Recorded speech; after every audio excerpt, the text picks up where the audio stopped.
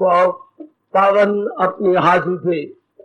कृष्णाय वासुदेवाय हरिये परमात्मने प्रेम क्लेश नाशाय गोविंदाय नमो नमः। गोविंदाय नमो। वसुदेव सुतम देवम कंसानूरमर्दनम देवकी परमानंदम कृष्ण जगत गुरु कृष्ण वंदे श्री कृष्णा शरणं मम। श्री कृष्णा शरणं मम। श्री कृष्णा शरणं। अभाग्यशाली कल्याण कानूनी देवियों, बड़भागी गीता के पैरोकारों, मेरे सज्जनों, धार्मिक भाइयों, और जरा मन को एकाग्र करें। यही एकाग्र और आदर्श मन जोड़ दे अपने भगवान जी की अत्यंत कल्याणकारिणी वाणी में।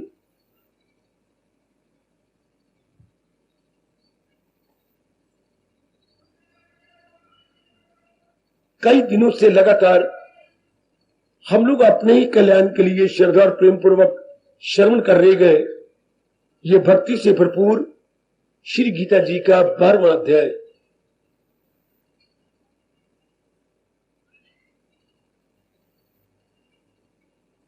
हर अध्याय में देवियों, जैसे आप एक लंबे समय से श्रवण कर रहे गए, अपने शुभ नाम के साथ योग शब्द जोड़ देता है।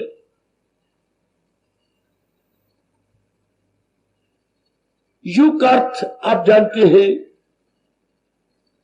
जब मन में वियोग न रहे इज इक्वल टू योग। जब मन अपने पार्ट और पार्सल अपने इष्टदेव से वियुक्त न होने पाए, नट टू बी डिपार्टेड,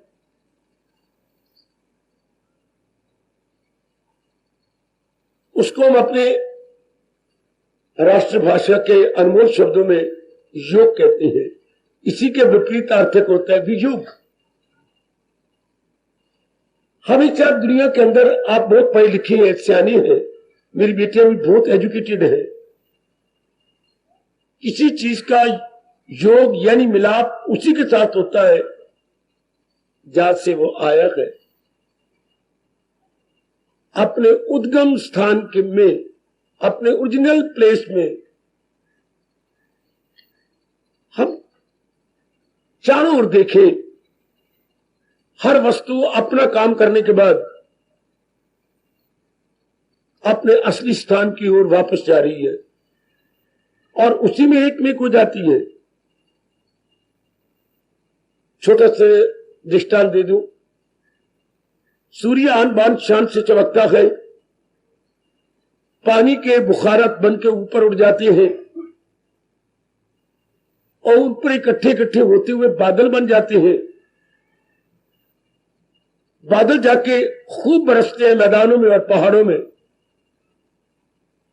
वही बादल का पानी जमकर बर्फ कहलाता है। सूर्य देवता फिर उस बर्फ को जमने नहीं देता, पिघला देता है। प्रपात बनकर वो पहाड़ों से जोर का गिरता है और नीचे नदी बन जाती है।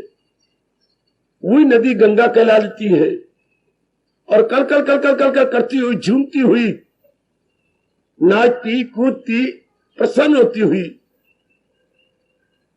कहां जा रही है? ये जहां से बुखारत बने थे आज से कई दिन पहले सागर में, और संगम पे मिलाप हो जाता है इनका।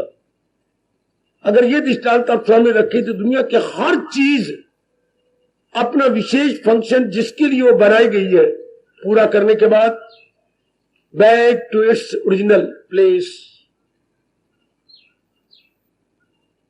क्या वो देखने में बहुत सूक्ष्म चीज है या कोई बहुत बड़ी स्थूल है? अपना काम किया और वापस। अब महाराज जी कह रहे भक्ति योग भक्ति अर्थात दिव्य प्रेम, जिस प्रेम में कोई स्वार्थ न हो, कोई लालच न हो, जिस प्रेम के अंदर कोई इंसान का मतलब न हो, जिस प्रेम में देना ही देना हो, लेना ना हो,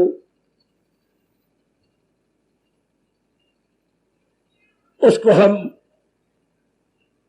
भक्ति के नाम से पुकारते हैं। भक्ति के माध्यम से जीव का अपने भगवान के साथ योग मिलाप बहुत मीठा साधन है। मेरे बुजुर्गों, मेरे भाइयों, माताओं, मेरी बेटियों, और आपके बिल्कुल मनो अनुकूल है अपने इष्ट देव के साथ एक में हो जाना। भक्ति के माध्यम से होता क्या है? अंतःकरण की सफाई, धुलाई, निर्मलता, विमलता, स्वच्छता।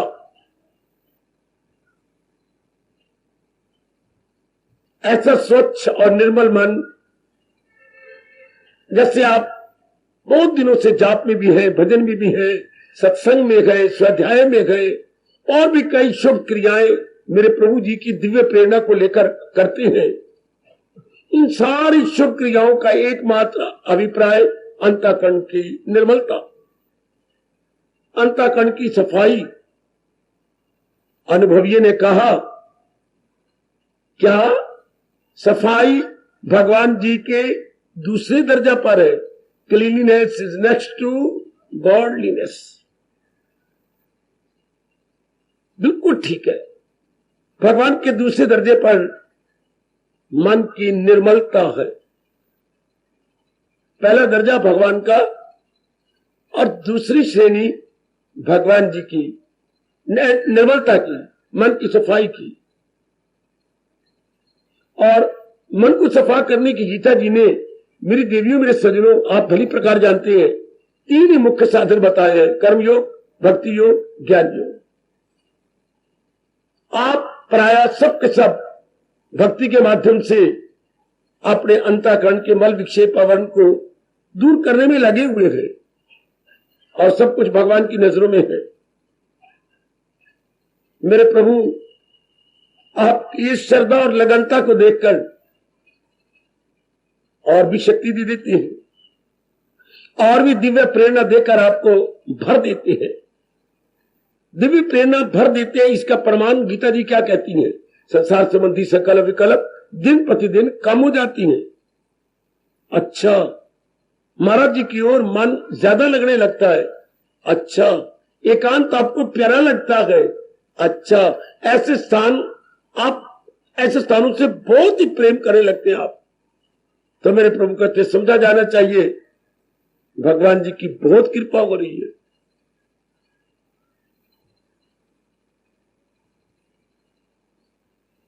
इस कृपा का ठोस लाभ क्या होता है? मन पूर्ण रूपेण अंतर्मुखी हो जाता है, न हो उसको ख्याले दुई से कोई काम। अपना निरीक्षण जरूर करते रहा करें। इस बात पर मैं अपनी ओर से बहुत अनुरोध पूर्वक कहा करता हूं, जरूर निरीक्षण करना चाहिए मेरी आंतरिक अवस्था अब क्या बन गई है। खासकर रात को सोने से पहले या कभी भी कोई समय मिल जाता है, रोज उस समय रोज अपना निरीक्षण करना चाहिए। जैसे यहां आप अपने मंदिर में खूब सफाई करते हैं, चारों ओर मेरे बच्चे, मेरी बेटियां, माताएं लग जाती हैं और सफा करती हैं। घरों में भी आप देखती हैं, सब कमरे, आंगन इत्यादि बुहारे जाते हैं। इसी तरह सत्संग का तो एक, और खासकर गीता जी का सत्संग, एकमात्र अभिप्राय है अंतःकरण की धुलाई, सफाई। अंतःकरण अपनी पहली अवस्था में आ जाए। जो कुछ हुआ केवल अज्ञानता के आधार पर हुआ। अब जो कुछ हम कर रहे हैं ज्ञानता के आधार पर। भगवान जी जो सूझबूझ हमें दे रहे हैं, जो स्नेह महाराज जी हमें दिव्य प्रेरणा प्रदान कर रहे हैं, उसी दिव्य प्रेरणा का लाभ उठाया जा रहा है। और दिन ब दिन आप अंतर्मुखी हो रहे गए। ना होते आपका दिल ही ना करता इधर आने का, आपके पैर मन मन पक्के हो जाते, उठते ही ना इस साइड पर।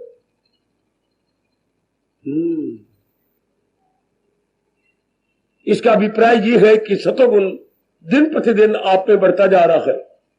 सतोगुण के बढ़ जाने के कारण से भगवान के प्रति प्रेम बढ़ता है, क्योंकि भगवान के गुणों को याद किया जाता है। और मैंने कई बार आपको पहले भी कहा, गुणों को याद करने से ही प्रेम निर्गत होता है। जैसे खिले हुए फूलों से सुगंधी निकलती है, इस तरह दिव्य गुणों को बार बार स्मरण करने से या अपने मन में स्थान देने से दिव्य प्रेम, दिव्य गुणों से दिव्य प्रेम।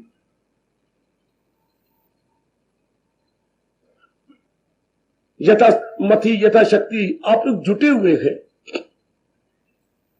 रोजाना आने वाले और इतने लंबे समय से सत्संग में रुचि देने वाली मेरी देवियां, मेरे सज्जन पुरुष, खासकर मेरे सब यंगस्टर्स इंसाफ करने की चेष्टा कर रही है। ये बात बहुत ही सराहनीय है, आदर्श है, अपलॉडेबल, एप्रिशिएबल। इन दिनों जो हम लोग महाराज जी के 12वें अध्याय में प्रवेश किए हुए ले रहे गए, वो है दिव्य गुणों का प्रसंग। भगवान जी कहना चाहता है, सामे प्रिया, वो मुझे बहुत प्यारा है। पर कौन? घर में भी देखो, बहने भाई है, कौन किसको प्यारा होता है? घर में हमारे बड़े, हमारे अभिभावक, हमारे गार्डियन, हमारे हेड ऑफ द फैमिली पिताजी। तो पिताजी के अनुकूल आज्ञाकारी बनकर जो जुट रही है, लग रही है, चाहे वो ही हो या शी, पिताजी को बड़े प्यारे होते हैं, क्योंकि उनके मुताबिक जुटे हुए हैं, लगे हुए हैं। तो सिद्धांत निकला, कौन किसको प्यारा है? जो उनकी आज्ञा के अनुसार रह रहा है या आज्ञा के अनुसार जीवन के दिन काट रहा है। क्या हम अपने आप से नहीं पूछ सकते, क्या मैं अपने भगवान के अनुसार रह रही हूं? भगवान जी की आज्ञा को मैंने शिरोधार्य कर रखा है क्या नहीं? मेरे गुरुदेव फरमाया करते थे, रिस्पेक्ट मीन्स टू ओबे। अगर हम किसी का आदर करते हैं, दूसरे शब्दों में हम उसके आज्ञाकारी होंगे। अगर हम किसी का आदर करते हैं तो आदर का मतलब यह है कि आज्ञा मानना, न भूलना मेरे देवियों। आप किसी का आदर करते, आदर तो कोई ना कोई हर एक जगह करता ही है, और लेकिन आप आदर किसके करते हैं? जिसके आप कहना मानते हैं, आज्ञाकारी है, वो वे करते हैं। अब हमें लगन है कि हमने अपना कल्याण कर जाना है, केवल खाने पीने और अपने वंश चलाने में नहीं रह जाना, बल्कि कुछ आगे निकलना है। तब अपने इष्ट देव जी के अनुसार मेरे सजनों, ओ मेरी कल्याणकामी देवियों, हमें बढ़ना होगा। हमें जीवन के दिन भगवान के उपदेश के अनुसार बिताने होंगे। न भूलना, न भूलना, न भूलना, ये मेरे प्रभु का फरमान, न भूलना। वो जो मेरे महाराज जी ने कहा, वो मेरी शिक्षा के अनुसार जुट रहे होंगे, जो है मेरी तालीम पर कारबंद। इसका रिजल्ट वो कर्मों के बंधन से आजाद है।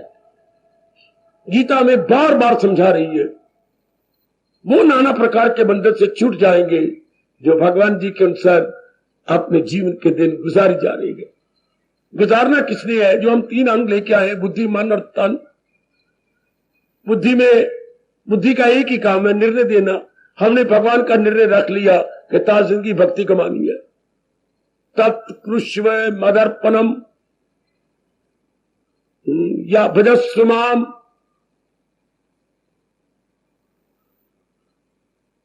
तू मेरा ही भजन कर। भजन होता है बुद्धि के निर्णय से।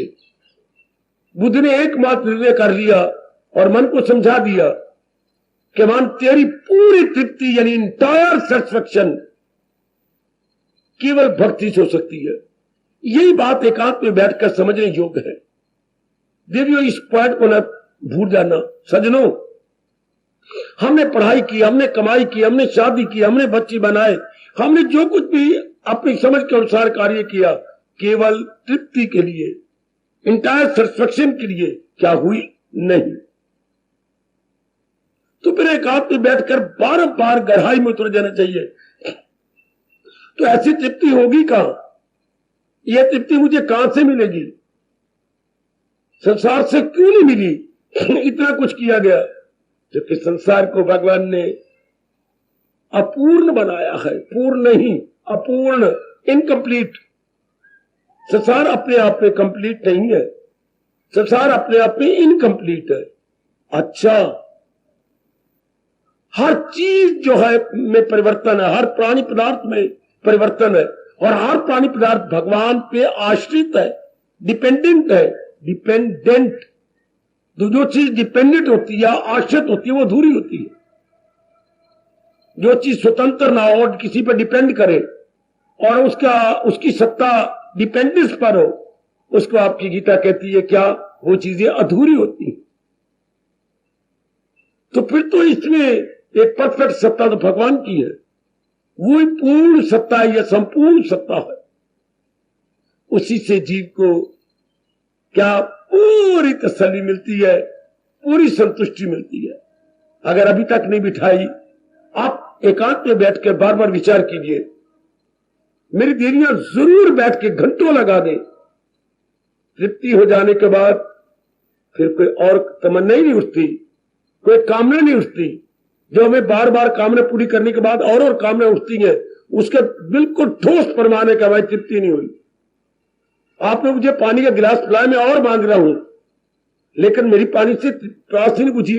2 गिलास, मैंने तीसरा गिलास और मांग लिया।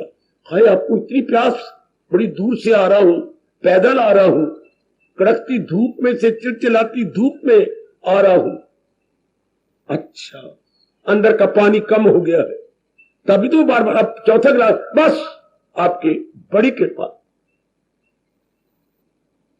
बहुत कृतज्ञ हूं मैं आपका, आपने मुझे मेरी प्यास बुझा दी। ये तृप्ति हो जाने के बाद, चाहे वो तृप्ति मेरी 2 घंटे की है, हमें और नहीं चाहिए। अब इसी तरह क्यों नहीं आप अपने आप पर सवाल करते? आप इतने मेहनती हैं, आप भी नारी की चोले में इतने हार्ड वर्कर है, तो क्यों नहीं अपने पर प्रश्न किया जाता?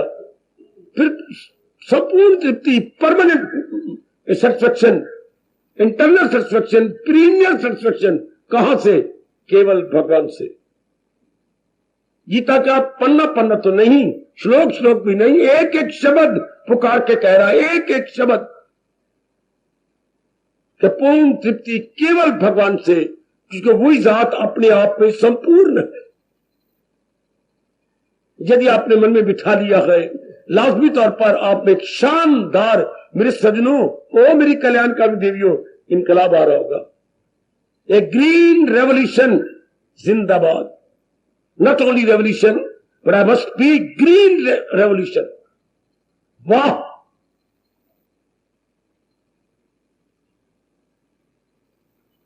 परमात्मा करे ऐसा ही हो, मेरे अंतर्यामी इष्ट देव ऐसा ही करे। एक शानदार क्रांति, बौद्धिक रूप से, मानसिक रूप से, शारीरिक रूप से। ये 3 ही इक्विपमेंट्स या उपकरण भगवान जी ने हमें प्रदान किए हैं। इन्हीं तीनों में हमने इनकलाब लाना है, तीनों में ही ओवरहॉलिंग हो रही है। यहां हम आते इसलिए है, पुनर्निर्माण के लिए हम यहां आते हैं। रीबिल्डिंग, क्या हम रीबिल्ड करते हैं अपना कैरेक्टर, रीबिल्ड करते हैं अपने इरादे, अपने विचार, अपनी क्रियाएं, अपना स्वभाव। हाय हाय, रीबिल्डिंग। जैसे दादाजी के टाइम के मकान गिरा गए, हाँ, तो उनके बेटे नए मकान बना, रीबिल्डिंग, उसे बोलते हैं पुनर्निर्माण या नवनिर्माण। बिल्कुल हम यहां पर नवनिर्माण के लिए आते हैं, गीता के माध्यम से, गीता की चोटी के ज्ञान के माध्यम से हम अपना पुनर्निर्माण कर रहे हैं।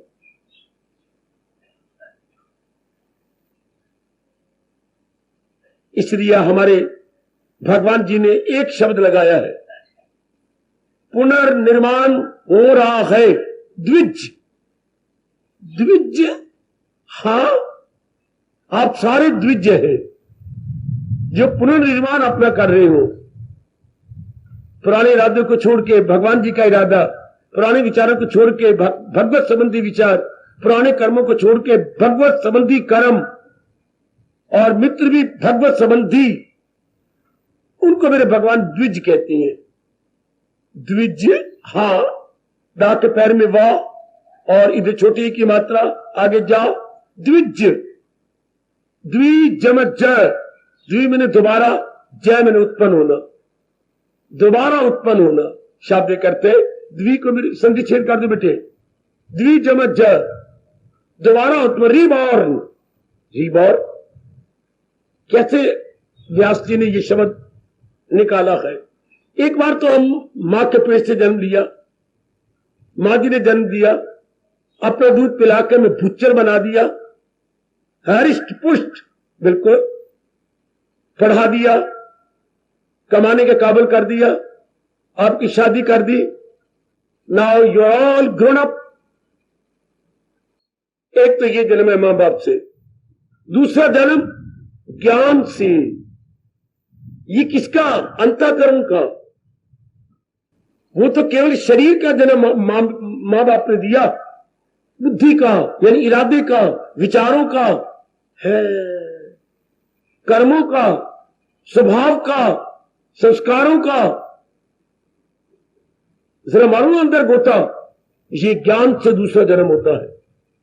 जिनका ज्ञान से हुलिया बदलता जा रहा हो, ज्ञान से नया इनकलाब आता जा रहा हो, नए इनकलाब का परिणाम शानदार होना चाहिए। बापू गांधी की तरह ये सामाजिक इनकलाब नहीं जिसमें हजारों मारे गए, इसको हम रेवोल्यूशन तो कहेंगे बट नॉट ग्रीन रेवोल्यूशन। बड़ा भयानक इनकलाब जो बापूजी नहीं चाहते थे, तो भी बेचारे हड्डियों के मुट्ठे गांधी को मानना पड़ा। कितना खून खराबा हुआ, कितनी मेरी बेटियां अपनी इज्जत से हाथ धो बैठी और तबाह हो गई। ऐसा इनकलाब नहीं, इनकलाब होता है ग्रीन रेवोल्यूशन, जिसमें तबाही न हो, जी दिन प्रतिदिन विकसित होता जाए। हम अगर मैं सही रूप में हिंदू धर्म के अनुसार बोलूं तो मेरा रेवोल्यूशन बोलना ही बेवकूफी है। एवोल्यूशन, धीरे धीरे विकास, not revolution but evolution. Evolution जीव का आंतरिक होता है मेरे सज्जनों। ओ मेरी कल्याणकामी देवियों, सुंदर विकास, बहुत ही सुंदर दिव्य करके न्यू डेवलपमेंट। अब जीव क्या हो जाता है? देव पुरुष।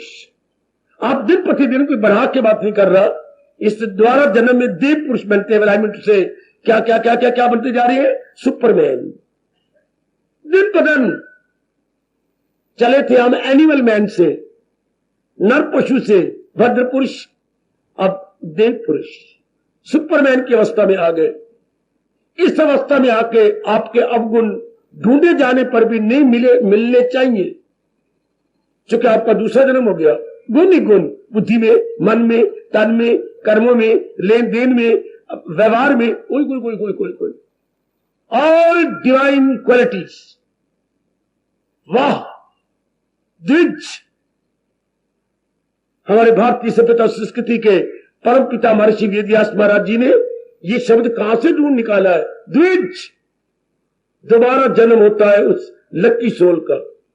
और भी असाधु, द्विज का मतलब पक्षी भी होता है। मेरी भोली भाली बेटियों, मैं बुद्धि में न रह के मर जाऊं। द्वि, दोबारा जन्म, दोबारा जन्म पक्षी का भी होता है। वो कैसे?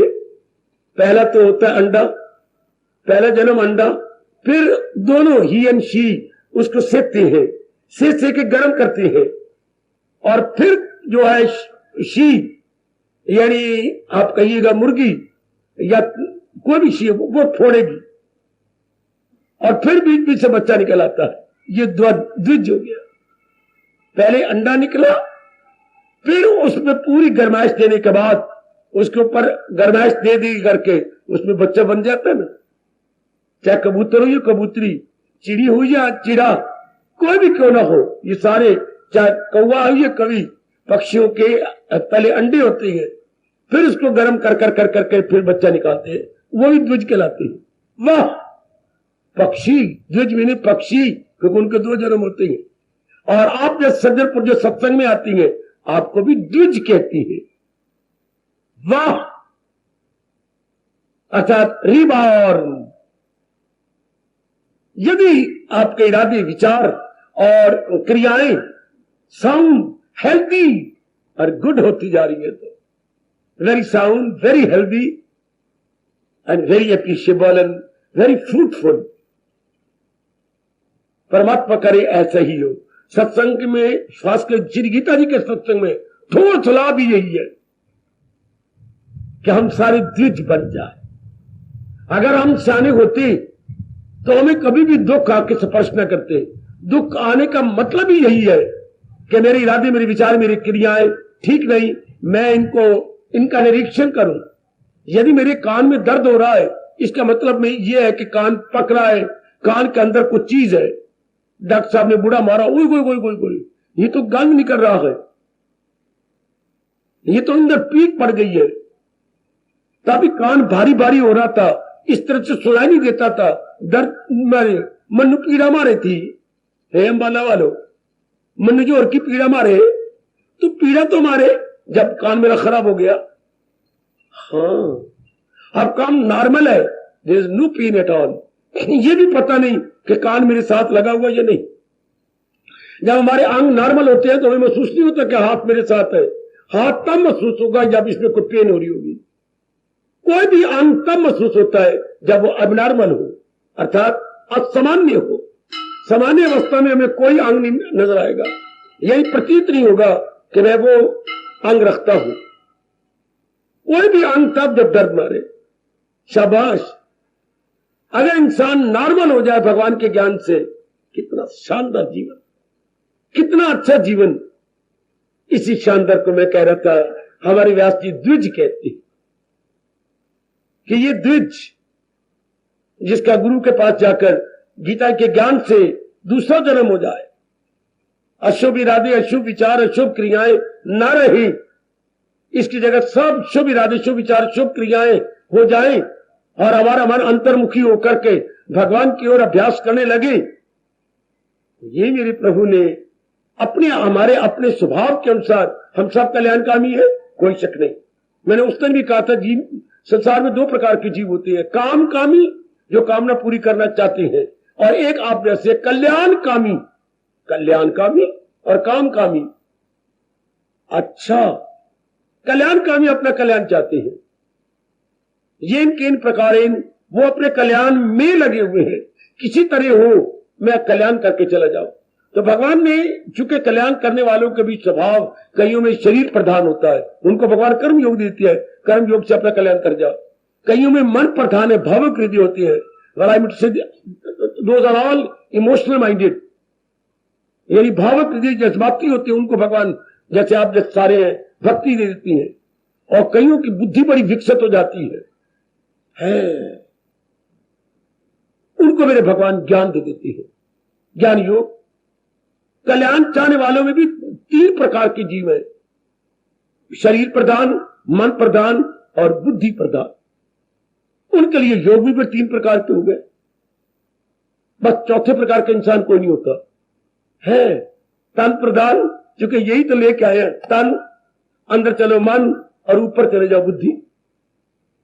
और 3 दिन में जौन सा अंग प्रधान हो, भगवान ने कितनी दूरदर्शिता से काम लिया है। वाह मेरे देवियों, वाह मेरे सज्जनों, बड़ी दूरदर्शिता से सारों का घर पूरा कर दिया। यही दुनिया में एक शास्त्र है जो सब कल्याणकामी जीवों का घर पूरा करता है। बाकी दुनिया के सारे शास्त्र केवल भक्ति प्रधान है। मैं बताता हूं ना आपको, कोई और हो तो मैं बड़ा धन्यवादी होऊंगा अगर आप मुझे बताएं कि फलां शास्त्र बुद्धि प्रधान है, कोई बता देना चाहिए, बड़ी वेरी गुड। जितने भी धार्मिक शास्त्र मिलेंगे सारे भक्ति प्रधान। एक आपका दुनिया में ये गीता लाजवाब शास्त्र है या फिलॉसफी है या मनोविज्ञान है, साइकोलॉजी है, जो आप तीन सबका घर पूरा कर देता है। तन प्रधान व्यक्तियों का, मन प्रधान का और बुद्धि प्रधान का है।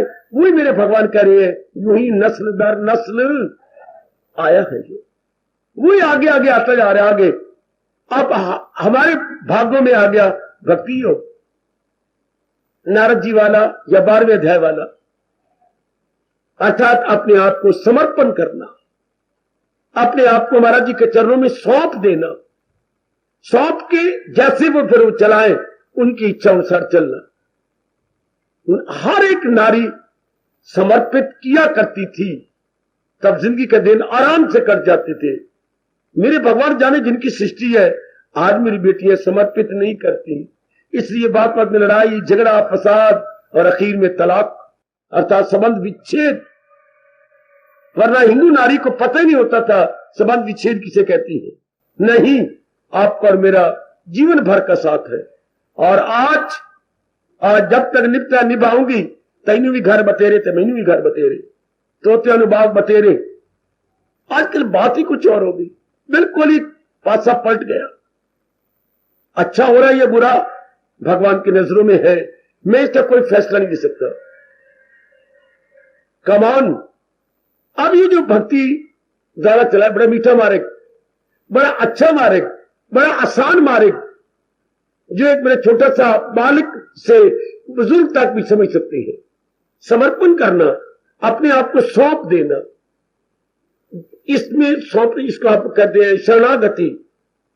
शरणागति ये गीता जी की बड़ी प्रसिद्ध, बड़ी पॉपुलर, ये लोकप्रिय शरणागति है। अपने आप को उनके शरण में दे देना। मैं ना ही मेरे माल का, जो कुछ है आप ही आप है। ये सब कुछ आपके कारण से, शरीर आपने बनाया, जिसकी की शरणागति यहां शुरू होती है। शरीर आपका बनाया हुआ है, और जिससे शरीर बनाया इसका मटीरियल आकाश, पवन, तेज, जल और पृथ्वी, ये भी आपके कोई चीज बनती है। एक तो बनाने वाला होता है, बनाने वाले भगवान जी, और किसी की नजर न लगे आपके पेट में चुपकी चुपकी बना देती है, कोई देखे ना, किसी की नजर न लगे। ठीक है, भगवान बनाने वाले भगवान ही इसके है काज, इसका एफिशिएंट काज भगवान जी है। और फिर मटीरियल ही चाहिए ना, सामग्री चाहिए जिससे ये बना। 5 तत्व वही भगवान जी के। अच्छा, पर शरीर तो जड़ है, जैसे कोई भी पत्थर मिट्टी का ढेला होता है, जड़। तो ये चल के भगवान जी ने अपनी आत्मा रखी है। आएगा जैसे आजकल ये हमारी सारी घड़ियां तकरीबन जिनके हाथों पर इलेक्ट्रॉनिक है, अब इसके अंदर मशीनरी कोई नहीं, एक गोल सा रखा हुआ है, उसके अंदर एक सेल है। इलेक्ट्रॉनिक से इनमें मूवमेंट पैदा कर दिया, इलेक्ट्रॉनिक सेल के कारण। बस आगे ये सुइयां लगा दी, वो आगे घूम पड़ा, कोई अंदर मशीनरी नहीं। इलेक्ट्रॉनिक के कमाल कर दिया, कमाल। आपको जो घर घर में आके कह रही है टेलीफोन ले लो, क्योंकि सारा इलेक्ट्रॉनिक सिस्टम आपके चल पड़ा है, जिसमें जगह थोड़ी लगती है और कईयों को नंबर दिए जा सकते हैं। इलेक्ट्रॉनिक में स्पेस कम और लाभ बहुत ज्यादा। तो मालिक ही है ना, वो तो सर्वज्ञाता सर्वशक्तिमान है जी। उन्होंने अपनी दिव्य शक्ति से शरीर को चलाया है, जिसका घर ये है। हम हिंदू लोग जो बैठ जाते हैं, जिस्म को हिलाते नहीं, डुलाते नहीं, आराम से अपना ध्यान यहां लगा लेते हैं। ये 2 भूमों के बीच में ये महाराज जी की शक्ति यहां है, और वो इसको चलाई जा, जिसे हम अपने हिंदू धर्म में आत्मा कहते हैं। मेरे सज्जनों, वो एक इमॉर्टल है, एक डिवाइन पावर है। वो बुद्धि को, मन को, तन को चलाई जा रही है। और जितने हमारे अरमान थे, इस शरीर को उतनी आयु दे दी गई। जितने हमारे अरमान, मुझे याद आता है चौथी जमात का इम्तिहान दिया तो केवल 1 घंटा में लिखा हुआ था। जब 8वीं का दिया 2 घंटे थे। जब मैट्रिक में आया तो टाइम अलाउड 3 आवर्स। क्यों? चौथी जमात में लिखना कितना होता, 2 लाइनें 4 लाइनें, इसलिए 1 घंटा, 1 घंटे से पहले कर लेते थे। 8वीं बात जरा विस्तार करना 2 घंटे, आगे मिडल में जरा और भी विस्तार लिखना पड़ता था 3 घंटे। तो पेपर के अनुसार होता है ना टाइम अलाउड।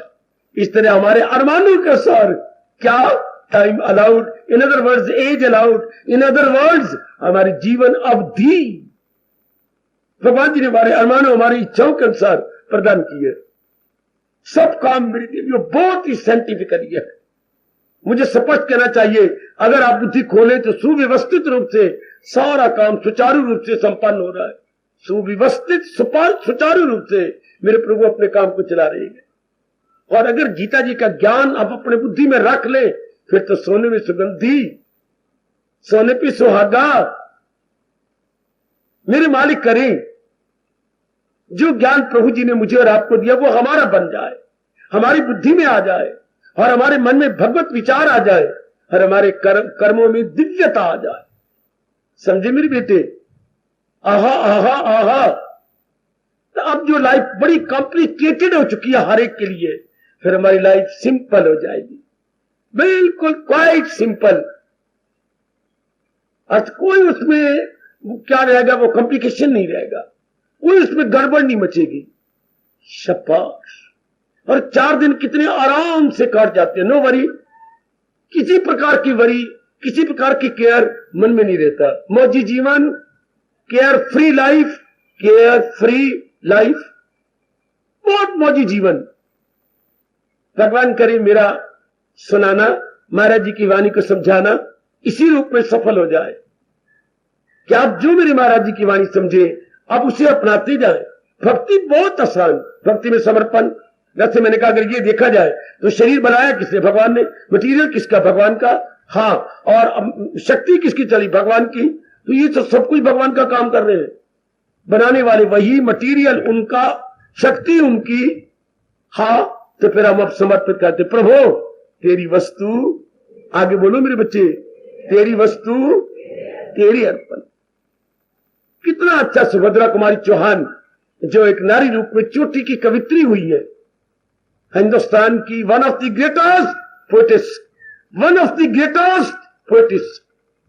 हिंदुस्तान के मेरे बच्चे, मेरे जैसे पोएट्री से प्यार करने वाले, पोएट्री को अपनी भाषा में बोलेंगे पद्य, गद्य और पद्य दो होते ना, पद्य से प्यार करने वाले बड़ा आदर देते रहेंगे। कितने सुंदर शब्दों में आप जैसों के मन का भाव इस अवस्था में वर्णन किया।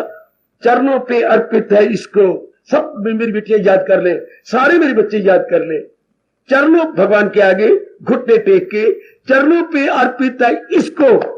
देवियों मारो हाथ यहां पर, चरणों पे अर्पित है इसको, चाहो तो स्वीकार करो, ये तो वस्तु तुम्हारी ही गए, ठुकरा दो या प्यार। जोर की ताड़ी, जोर की ताड़ी, जोर की ताड़ी। हमारा हिंदू धर्म यहीं से शुरू हो जाता है। रास की बातें बता रहा हूं आपको। हिंदू धर्म की शुरुआत, ये तो वस्तु तुम्हारी ही गए, ठुकरा दो या प्यार करो। प्रभु या तो सीने से लगा लो तो भी मैं आपका हूं, ठुकरा दो मैं तो भी आपका हूं।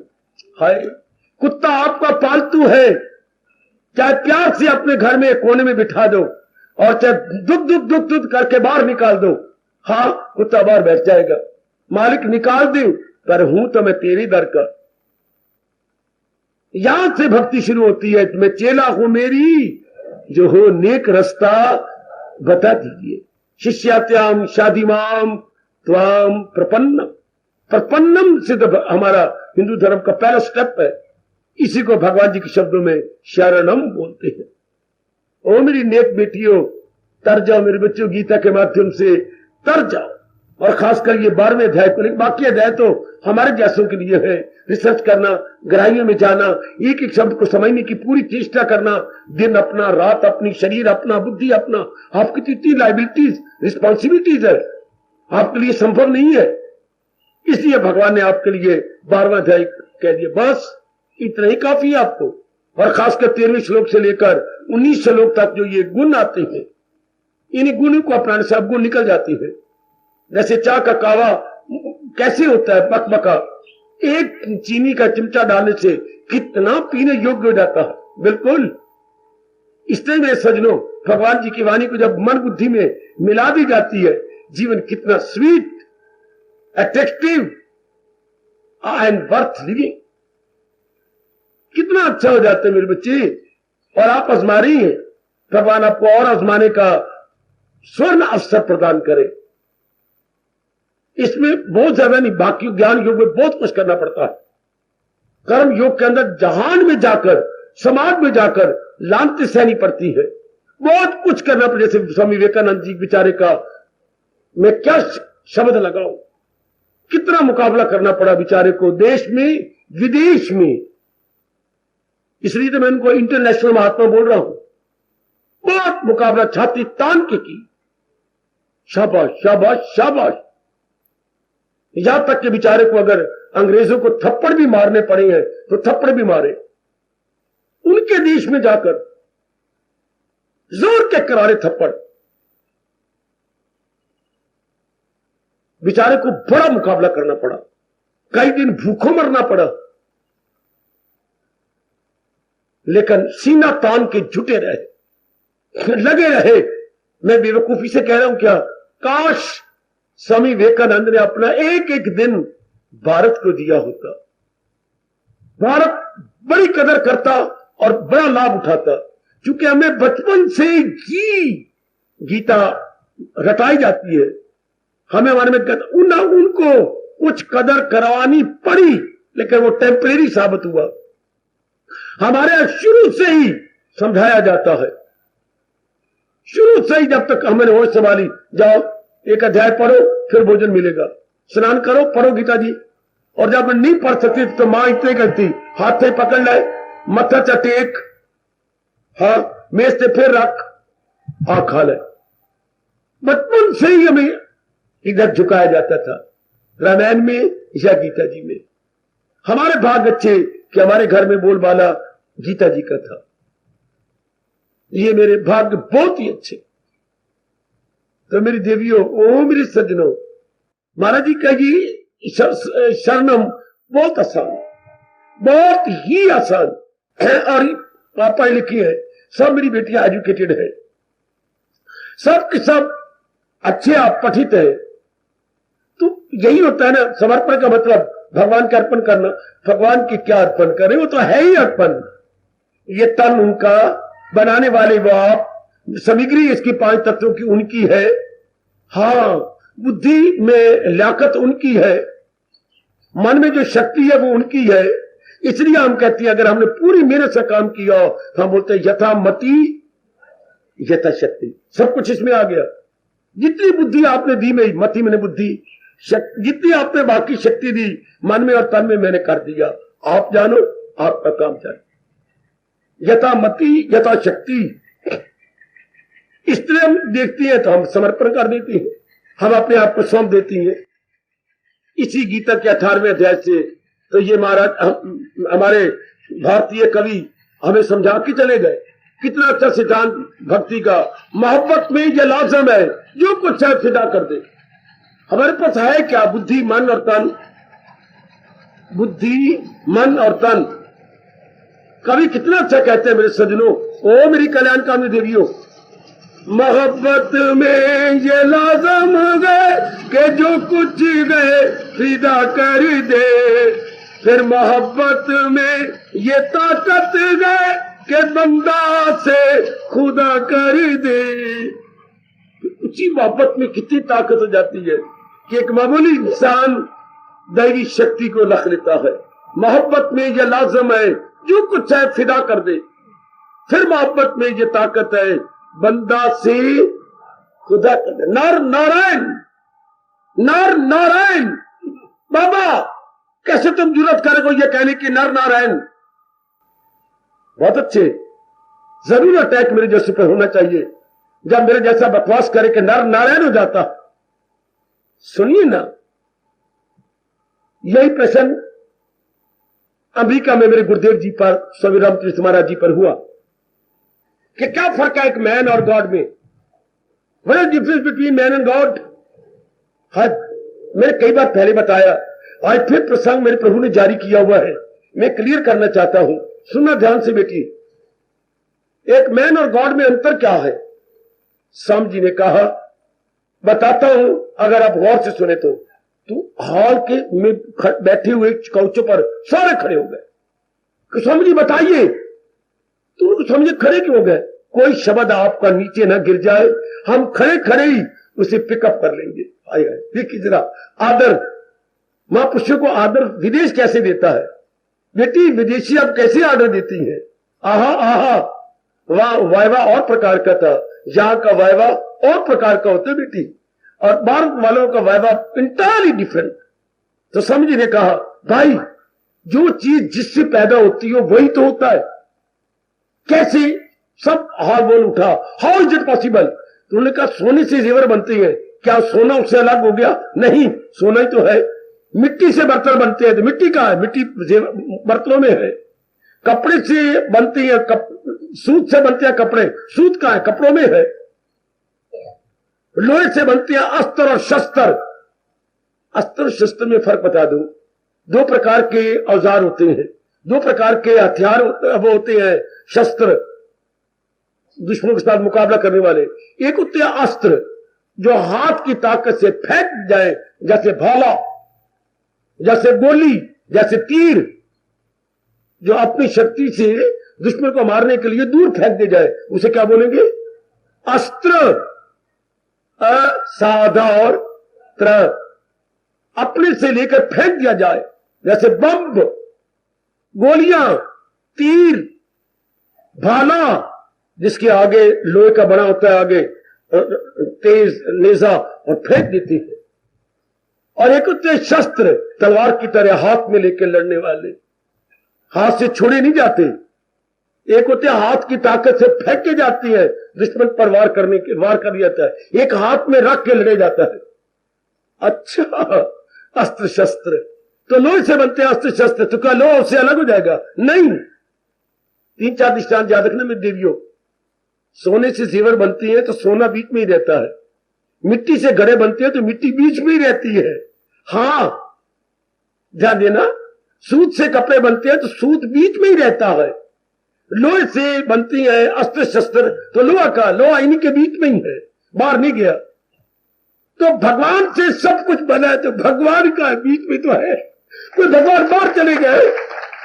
ध्यान देना, ध्यान देना, ताड़ी मार के इस राज को उड़ा ना देना, बल्कि अपने अंदर रख लेना।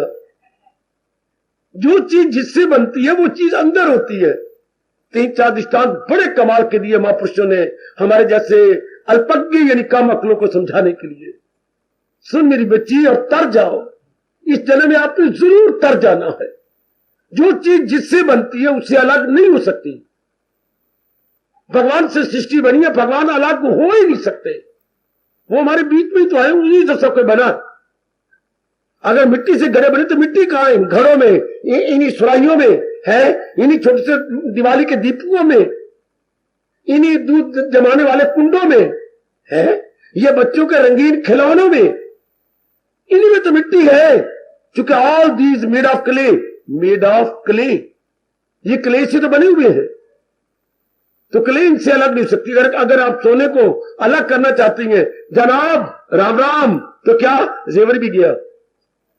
अगर सोने को लेना चाहते हो तो ऑर्नामेंट कहां रहेंगे मेरी बेटी? होए जी बाबा, फिर ये कहां रहेंगे आपके ऑर्नामेंट्स, आपके ये आभूषण, आपका श्रृंगार खत्म। If you withdraw your gold, तो नो वुड बी श्रृंगार, वुड बी नो मोर, श्रृंगार would be no more, no, it can never be possible. क्योंकि जितना भी श्रृंगार है उसकी एग्जिस्टेंस सोने में है। इस तरह सारे जहान की एग्जिस्टेंस सर्वव्यापी भगवान में तो है। जरा सा भगवान अपने आप को खींच लेती है, उठाओ जी राम नाम सत्य है, राम नाम उठाओ, पहुंचाओ जी शमशान में, सारो जी, हाँ बनाओ इनके राख, हाँ, और आज चौथा है जी, अच्छा जी चुनो जी एक एक अंग के फूल, हाँ ये चुन लिए जी, ये बन गई, इसके चुने, चलो जी का कंखल हरिद्वार लो, ये मेरे पिताजी जा रहे हैं। क्यों? भगवान ने अपनी शक्ति निकाल ली थी। आखिर में इंसान ये है, हर अंग का जो है, हर अंग की हड्डियां जिसको आप फूल बोलते हैं आदर देने के लिए, और जा रहे, नो मोर, बस। और अब है तो मेरे पिताजी है, मेरे ससुर जी है, मेरे पिताजी है, मेरे चाचा जी है, मेरे मामा है। जीव तो एक होता, रिश्ता अलग अलग है, पर कब? जबकि भगवान की एग्जिस्टेंस इनके अंदर है, तो है तो उन्हीं के कारण से कदर। यही तो हम पक्का करने की कोशिश कर रही है गीता के माध्यम से। असल तो वही है। तो स्वामी जी ने कहा हम सारे तो भगवान हैं, पर जब गंदे इरादे, गंदे विचार और गंदे कर्म मिल जाती है, अर्थात गॉड प्लस माइंड, पढ़े लिखे हो। अब माइंड होता है बच्चे गंदे विचारों वाला, गंदे इरादे वाला, गंदे कर्मों वाला। अगर परमात्मा के साथ मन को मिला दो, is equal to man. Swami ji, गुरुदेव, आपके चरणों में अगणित बार विनम्रता पूर्वक प्रणाम। क्या कमाल के ढंग से विदेशियों को समझा के आए। गॉड भी अगर गंदा, God plus mind is equal to man. और अब सत्संग में आए, गीता पढ़ी, जाप किया, योग कमाया, ध्यान लगाया, अपनी गलाजत निकाली, अपनी गंदगी निकाल के ओवरहालिंग की। अब क्या कर रहा है? कौन? मैन। मैन आया बैठा मेरे आगे, एक मनुष्य आया बैठा, वेदर ही या शी। गॉड नहीं आया बैठा, मैन आया बैठा है मेरे पास। तो क्या कर रहा है? मैन माइनस माइंड कर रहा है। Man minus mind is equal to God. ओ मेरे रब्बा, ओ मेरे रब्बा, God plus mind is equal to man, और man minus mind is equal to God. अगर वो गंदा मन को निकाल डाले तो बाकी क्या रह गया? परमात्मा। ये सारे गुण, ये शुभ इरादे, शुभ विचार, शुभ कर्म, चमकता दमकता हुआ, अगर परमात्मा के साथ गंदा मन मिल जाए तो वो इंसान कहलाता है। इंसान अपने गंदे मन को निकाल दे, वो भगवान कहलाता है। मेरे बच्चे मन में रख लो, क्योंकि भगवान से बने सारे भगवान है, लेकिन जब इसके साथ गंदा मन मिल गया, काम का, क्रोध का, मोह, कामी, क्रोधी, मोही, लोभी, तो ये is equal to ordinary man. और अगर ऑर्डिनरी मैन भगवान के उपदेश को लेकर अपनी गंदगी को निकाल डाले, तो वो भगवान का रूप है, वो परमात्मा का रूप है।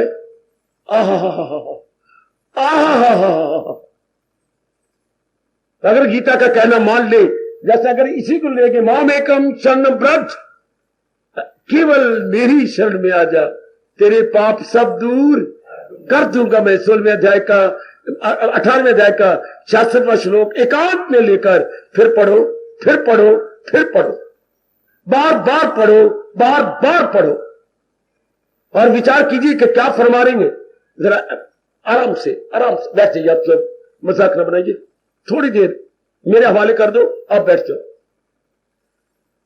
अगर उसी में से उसको निकाल दिया जाए बच्चे, उसी में से ही, वेल एंड गुड। अब हम कर क्या रही है? कर वही रहे, अंदर गंदगी निकाली जा रही है। गंदगी गई तो बस इंसान शानदार। याद रखना, मैं फिर कहना चाहता हूं, परमात्मा के साथ अशुभ मन मिल जाता है तो वो एक मामूली इंसान बन जाता है, और ये मामूली इंसान अपने में से गंदे मन को निकाले जा रहे गए, हाँ, तो देवता बने जा रहे हैं, तथा वो भगवान का रूप बन के तलीन होते जाएंगे। हम सत्संग में आते इसलिए, जाप भजन समझने करना या भक्ति करना केवल इसीलिए है कि हम अपने में से गलाजत को निकाल दें। और हमारे 3 ही गलाजत मान जाती है, कामा, क्रोधा तथा लोभा। नरकस्य इदम द्वारम, यही नरक के एक द्वार है जो निकाल देती है। और जी बिल्कुल मेरे सजनों, ओ मेरी देवियों, प्रशांत, आनंदित, हम यही कोशिश कर रही है कि गंदा मन अंदर से निकाल दिया जाए। वह गंदा मन गया, जीव अपने आप में आ गया, जीव चमक उठा, दमक उठा। ये सेवा कर रही है क्या हमारे 12वां अध्याय।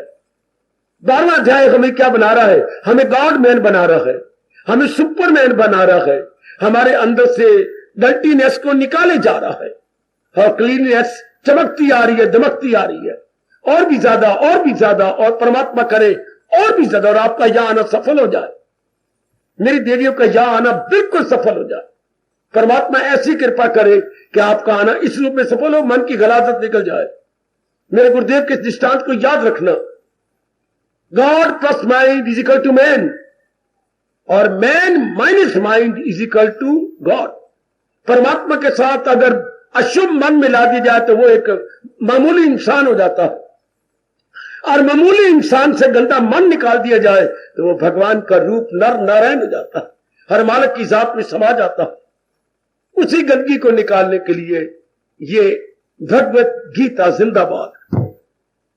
और विशेषकर आपके लिए ये 12वां अध्याय जो आपके अंतःकरण के अवगुणों को निकाली जा रहा है और उसकी जगह रिप्लेसमेंट हो रही है गुड क्वालिटीज की, साउंड क्वालिटीज, हेल्थी क्वालिटीज की।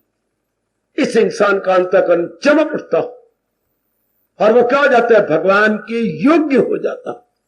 मेरी भगवती इस नारी चोले में तर जा, मेरी बेटी जरूर तर जाओ।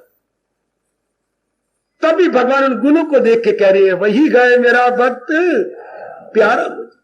अर्जुन वो मुझे बहुत प्यारा है जिसने अवगुणों को निकालकर उनकी जगह गुण रख लिए है। दैवी गुण जो भगवान जी में मुझे और आपको बता रहे हैं, समझा रहे गए, वजह दैवी गुणों के कारण से जीव मालिक के योग्य हो जाता। आप विचार किया करो, आप तो मुझे इतना ही समय देती हैं, इतने ही समय में मुझे कुछ आपको आउटलाइन ड्रा करनी होती है, केवल रूपरेखाएं मैं ड्रा कर सकता हूं इस पौने घंटे के अंदर। आगे मेरे भगवान आपको दिव्य शक्ति प्रदान कर रही है, आपकी श्रद्धा और लगनता को देखकर और भी प्रदान करेंगे और आप और भी ज्यादा अपने साधना में लगकर अपने को चमकाना है, केवल अपने आप को चमकाना है, केवल अपने आप को निर्मल विमल स्वच्छ करना है, बाकी सब काम हुआ हुआ है। सोना तो पहले है ही, सुहागा मार के केवल उसकी मैल को उतार के इसमें चमक लानी। चमक भी है अंदर, जो ऊपर की सुपर इंपोज हो चुकी है मल, वही सुहागे ने दूर करना होता है। हमारे में असलियत तो है आत्मा, केवल ऊपर के आवरण उतारने गए 12वें अध्याय के माध्यम से। जैसे बच्चे की आंखों में, मेरे गुरुदेव ने समझाया मुझे, बच्चों की आंखों में रोशनी है लेकिन रात्रि को सोने से गिग आ गई है, मां कोसा पानी लेके उसकी गिगे धो देती है। क्या हो गया बच्चे को? फिर नजर, तो क्या उसकी नजर चली गई थी? नहीं, बड़ा अच्छा दृष्टांत है ये। नजर तो थी लेकिन ऊपर गिग आ गई। अंदर भगवान की शक्ति है, हमारे अवर्ण आ पड़े। ये अवर्ण पूरी को दूर करने के लिए मैं और आप भगवान जी की वाणी पढ़ती हैं, सुनती हैं और अपनाने का पूरी कोशिश करते हैं। अवर्ण उतर जाएंगे, अवर्ण आई मीन टू से लेयर वुड बी रिमूव्ड। मैं और आप भगवान के पूरे काबिल। और करना क्या है मेरी बच्ची? सोचा करो, हमने सत्संग में अब क्या करना, अवर्ण उतार देने के। जैसे मां बच्चे की गिगे साफ कर देती है तो आंख में तो रोशनी है, पर गिग के कारण से वो अपने ऊपर के आई लेड खोल नहीं सकता है। मां ने कोसे पानी से गिग दूर कर दी, धो दिया, बच्चा खुला, ओ पुत्र सोने की चिड़िया उड़ गई। कहा? ओ, तो बच्चे ने ऊपर का ढक्कन खोला, हाँ, कहां गई? ओ गई। आंख खुलवाने के लिए मां कहती थी सोने की चिड़िया उड़ गई, पकड़ ले।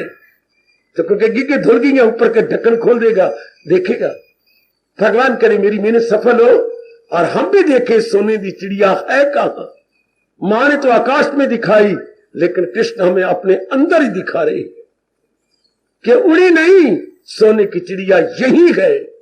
सिर्फ करना क्या है, आवरण को हटाने है, अंतःकरण को साफ करना। तब मेरे भगवान वचन भी दे रहे गए, तेरे पाप सब दूर कर, न गम की वो मसरूर कर दूंगा मैं। मोक्षिष्यामि मां शुचा, मोक्षिष्यामि मां शुचा। कभी भी हम भूल नहीं सकते भगवान का ये करारा करारा सुंदर वचन, बहुत प्यारा वचन। उसी के अनुसार हम 12वें अध्याय को समझ रहे हैं, अपनाने की चेष्टा में है, जुटे हुए हैं। जितना हमारा वश चलता है लगाई जा रही है, जितनी भगवान हमें ताकत दे रही है उसी ताकत का सदुपयोग करते हुए हम जुट गए हैं, लग गए हैं। फिर भगवान हमारी श्रद्धा लगनता को देखकर और भी ताकत देंगे, ताकि इसी जन्म में हम अपनी साधना पूरी कर ले। इसी जन्म में मेरी देवियों यही शौक पैदा करो, इसी जन्म में मैं अपनी साधना करके जाऊं, ताकि मैं बार बार जन्म मरण के चक्कर में ना हूं, मैं बार बार इसमें ना आता रहूं। वो देखिए, मैं भगवान का फरमान आपकी आंखों के सामने रखूं और आज के इस विचार को संपूर्ण कर दूं। भगवान जी क्या कह रही है? दमे वापसी, दूसरे अध्याय का अंतिम 72वां श्लोक। दमे वापसी भी जो ये ज्ञान हो, हासिल उसे ब्रह्म निर्वाण हो। ब्रह्म निर्वाणम रिच्छति। जब ये ज्ञान जी मन में रख लेता है, अंत में क्या होता है, यही याद आता है, पक्का किया तो जीव मुक्त हो जाता है। हार्दिक धन्यवाद, हार्दिक आशीर्वाद मेरे बेटियों, मेरे सज्जनों।